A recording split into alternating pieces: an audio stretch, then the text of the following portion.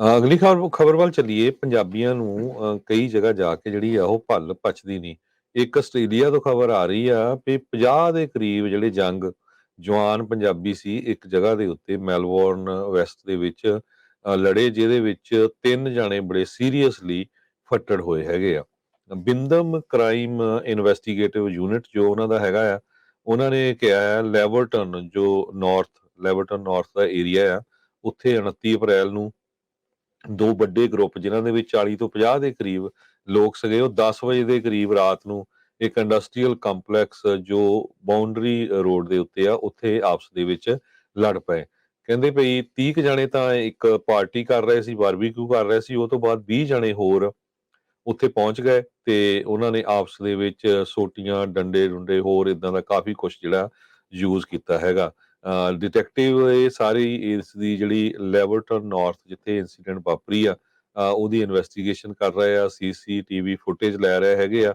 ਨਾਲ ਦੀ ਨਾਲ crime stoppers ਵਾਲੇ ਜੋ ਆਸਟ੍ਰੇਲੀਆ ਦੇ ਆ, ਉਹਨੇ ਨੰਬਰ ਵੀ ਦਿੱਤਾ ਆ ਕਿ ਸਾਨੂੰ ਕੰਟੈਕਟ ਕਰੋ। ਹਜੇ ਤੱਕ ਕਿਸੇ ਦੀ ਅਰੈਸਟ ਨਹੀਂ ਹੋ ਸਕੀ, ਪਰ ਬਹੁਤ ਮਾੜੀ ਗੱਲ ਆ ਵੀ ਜੇ 50 ਦੇ ਕਰੀਬ, ਤੇ ਨਾਲੇ ਉਹਨੇ ਹੈਡਿੰਗ ਵੀ ਇਹੀ ਲਾਇਆ ਵੀ ਪੰਜਾਬੀ ਸਿੱਖ ਯੂਥ ਤੇ, ਸੋ ਬੜੀ ਬਦਨਾਮੀ ਹੁੰਦੀ ਆ। ਸੋ ਇਦਾਂ ਦੇ ਕੰਮਾਂ ਤੋਂ ਬਚਣਾ ਚਾਹੀਦਾ। ਇਹ ਹੁਣ ਦੇਖੋ, ਕੈਨੇਡਾ ਤੋਂ ਸ਼ੁਰੂਆਤ ਹੋ ਕੇ ਅਮਰੀਕਾ ਤੇ ਹੁਣ ਆਸਟ੍ਰੇਲੀਆ ਦੇ ਵਿੱਚ ਵੀ ਇਹ ਸਾਰਾ ਕੁਝ ਵਾਪਰ ਰਿਹਾ ਹੈ। ਜੇ ਆਪਸ 'ਚ ਲੜਦੇ ਮਰਦੇ ਖਪ ਜੂਗੇ ਤੇ ਦੂਜੇ ਪਾਸੇ ਤਾਂ ਪ੍ਰੋਪੇਗੈਂਡਾ ਕਰਨ ਨੂੰ ਉਹਨਾਂ ਨੂੰ ਮਿਲਦਾ ਹੀ ਆ। ਆਸਟ੍ਰੇਲੀਆ ਦੇ ਵਿੱਚ ਤਾਂ ਬਹੁਤ ਇਹ ਵੱਡੇ ਪੱਧਰ ਦੇ ਉੱਤੇ ਬਦਨਾਮ ਕਰਨ ਨੂੰ ਜਿਹੜਾ ਉਹ ਚੱਲਦਾ ਆ, ਪਰ ਨੌਜਵਾਨਾਂ ਨੂੰ ਵੀ ਭਾਈ ਅਕਲ ਨੂੰ ਹੱਥ ਮਾਰਨਾ ਜਿਹੜਾ ਉਹ ਚਾਹੀਦਾ ਆ। ਇਹ ਵੀ ਕਹਿ ਕੇ ਨਹੀਂ ਹੁਣ ਸਰਦਾ ਨਾ ਵੀ ਤੁਸੀਂ ਕਹੋ ਵੀ ਚਲੋ ਜੀ ਸਾਡੇ ਜੀ ਗਰਮ ਖੂਨ ਆ, ਮਾਰਸ਼ਲ ਕੌਮ ਆ, ਲੜਦੇ ਰਹਿੰਦੇ, ਇਹਦੇ ਨਾਲ ਗੱਲ ਨਹੀਂ ਨਾ ਬਣਦੀ। ਇਹ ਕਿੰਨਾ ਕੁ ਚਿਰ ਤੁਸੀਂ ਇਹ ਕਰੀ ਜਾਓਗੇ? ਠੰਡੇ ਦਿਮਾਗ ਦੇ ਨਾਲ ਭਾਈ, ਸੁਭਾਅ ਦੇ ਨਾਲ ਜਿਹੜਾ ਚੱਲਣ ਦੀ ਲੋੜ ਆ। ਅੰਦਰੂਨੀ ਗੱਲ ਕੀ ਆ, ਉਹਨਾਂ ਦੀ ਆਪਸੀ ਕਿਉਂ ਲੜਾਈ ਹੋਈ ਆ, ਉਹਦੇ ਬਾਰੇ ਤਾਂ ਕਿਸੇ ਨੂੰ ਨਹੀਂ ਪਤਾ। ਪਰ ਓਵਰਆਲ ਬੰਦਾ ਦੂਰੋਂ ਜਦੋਂ ਦੇਖਦਾ ਹੈ ਸਾਰੀਆਂ ਚੀਜ਼ਾਂ ਨੂੰ, ਉਹ ਇਹੀ ਸੋਚਦਾ ਵੀ ਇਹ ਅਵੋਇਡ ਕੀਤੀਆਂ ਜਾ ਸਕਦੀਆਂ ਹੁੰਦੀਆਂ ਆ।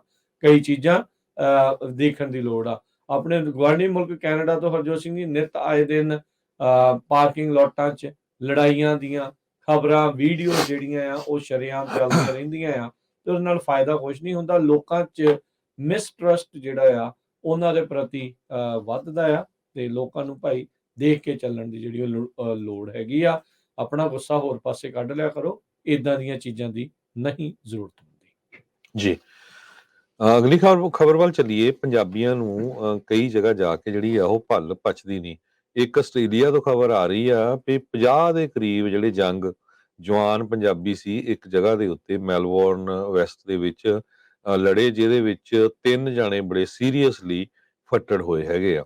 ਬਿੰਦਮ ਕ੍ਰਾਈਮ ਇਨਵੈਸਟੀਗੇਟਿਵ ਯੂਨਿਟ ਜੋ ਉਹਨਾਂ ਦਾ ਹੈਗਾ ਆ, ਉਹਨਾਂ ਨੇ ਕਿਹਾ ਹੈ ਲੈਵਰਟਨ ਨਾਰਥ ਦਾ ਏਰੀਆ ਆ, ਉੱਥੇ 29 ਅਪ੍ਰੈਲ ਨੂੰ ਦੋ ਵੱਡੇ ਗਰੁੱਪ ਜਿਨ੍ਹਾਂ ਦੇ ਵਿੱਚ 40 ਤੋਂ 50 ਦੇ ਕਰੀਬ ਲੋਕ ਸੀਗੇ, ਉਹ 10 ਵਜੇ ਦੇ ਕਰੀਬ ਰਾਤ ਨੂੰ ਇੱਕ ਇੰਡਸਟਰੀਅਲ ਕੰਪਲੈਕਸ ਜੋ ਬਾਉਂਡਰੀ ਰੋਡ ਦੇ ਉੱਤੇ ਆ, ਉੱਥੇ ਆਪਸ ਦੇ ਵਿੱਚ ਲੜ ਪਏ।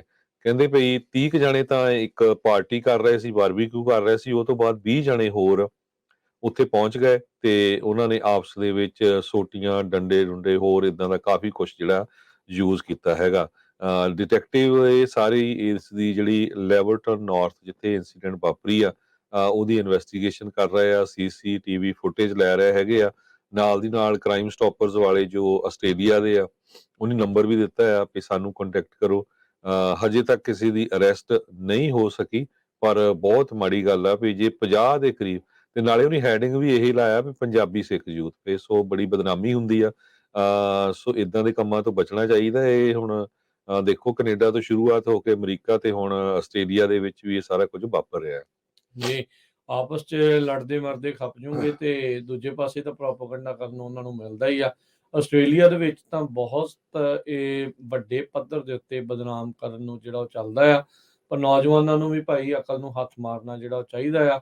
ਇਹ ਵੀ ਕਹਿ ਕੇ ਨਹੀਂ ਹੁਣ ਸਰਦਾ ਨਾ ਵੀ ਤੁਸੀਂ ਕਹੋ ਵੀ ਚਲੋ ਜੀ ਸਾਡੇ ਜੀ ਗਰਮ ਖੂਨ ਆ, ਮਾਰਸ਼ਲ ਕੌਮ ਆ, ਲੜਦੇ ਰਹਿੰਦੇ, ਇਹਦੇ ਨਾਲ ਗੱਲ ਨਹੀਂ ਨਾ ਬਣਦੀ। ਇਹ ਕਿੰਨਾ ਕੁ ਚਿਰ ਤੁਸੀਂ ਇਹ ਕਰੀ ਜਾਓਗੇ? ਠੰਡੇ ਦਿਮਾਗ ਦੇ ਨਾਲ ਭਾਈ, ਸੁਭਾਅ ਦੇ ਨਾਲ ਜਿਹੜਾ ਚੱਲਣ ਦੀ ਲੋੜ ਆ। ਅੰਦਰੂਨੀ ਗੱਲ ਕੀ ਆ, ਉਹਨਾਂ ਦੀ ਆਪਸੀ ਕਿਉਂ ਲੜਾਈ ਹੋਈ ਆ, ਉਹਦੇ ਬਾਰੇ ਤਾਂ ਕਿਸੇ ਨੂੰ ਨਹੀਂ ਪਤਾ। ਪਰ ਓਵਰਆਲ ਬੰਦਾ ਦੂਰੋਂ ਜਦੋਂ ਦੇਖਦਾ ਹੈ ਸਾਰੀਆਂ ਚੀਜ਼ਾਂ ਨੂੰ, ਉਹ ਇਹੀ ਸੋਚਦਾ ਵੀ ਇਹ ਅਵੋਇਡ ਕੀਤੀਆਂ ਜਾ ਸਕਦੀਆਂ ਹੁੰਦੀਆਂ ਆ। ਕਈ ਚੀਜ਼ਾਂ ਦੇਖਣ ਦੀ ਲੋੜ ਆ। ਆਪਣੇ ਗੁਆਂਢੀ ਮੁਲਕ ਕੈਨੇਡਾ ਤੋਂ ਹਰਜੋਤ ਸਿੰਘ ਜੀ ਨਿੱਤ ਆਏ ਦਿਨ ਪਾਰਕਿੰਗ ਲੋਟਾਂ 'ਚ ਲੜਾਈਆਂ ਦੀਆਂ ਖਬਰਾਂ, ਵੀਡੀਓਜ਼ ਜਿਹੜੀਆਂ ਆ ਉਹ ਸ਼ਰੇਆਮ ਚੱਲਦੀਆਂ ਰਹਿੰਦੀਆਂ ਆ ਤੇ ਉਹਦੇ ਨਾਲ ਫਾਇਦਾ ਕੁਛ ਨਹੀਂ ਹੁੰਦਾ। ਲੋਕਾਂ 'ਚ ਮਿਸਟਰਸਟ ਜਿਹੜਾ ਆ ਉਹਨਾਂ ਦੇ ਪ੍ਰਤੀ ਵੱਧਦਾ ਆ ਤੇ ਲੋਕਾਂ ਨੂੰ ਭਾਈ ਦੇਖ ਕੇ ਚੱਲਣ ਦੀ ਜਿਹੜੀ ਉਹ ਲੋੜ ਹੈਗੀ ਆ। ਆਪਣਾ ਗੁੱਸਾ ਹੋਰ ਪਾਸੇ ਕੱਢ ਲਿਆ ਕਰੋ, ਏਦਾਂ ਦੀਆਂ ਚੀਜ਼ਾਂ ਦੀ ਨਹੀਂ ਜ਼ਰੂਰਤ ਹੁੰਦੀ। ਜੀ।